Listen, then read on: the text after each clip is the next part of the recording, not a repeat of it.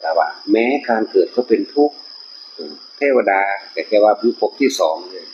ตอนนั้นหนึ่งเดียวมันบ่ได้มีอย่างพิเศษเลยแม้ความเกิดเป็นทุกข์เป็นคนก็เป็นทุกข์สิว่าหยังกับสัตว์เดรัจฉานที่บ่มีอิสระในการดำรงชีวิตสัตว์เดรัจฉาน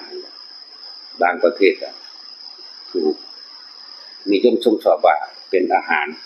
หนีเอาตัวรอดหาอยู่หากินกับของเองนี่ก็สัตว์บางประเภทหลายๆประเภทก็บางประเภทก็เป็นที่นั่งรังเกียจว่าเป็นสัตว์ผิดเป็นของมีพิษเป็นศัตรูเป็นสัตว์ร้าย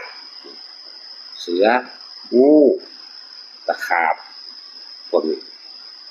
ถูกเข้าใจว่าเป็นสัตว์ร้ายนั่นแหละเป็นสัตว์เดรัจฉานก็ดีแต่เป็นกบเป็นเขียดเป็นปลา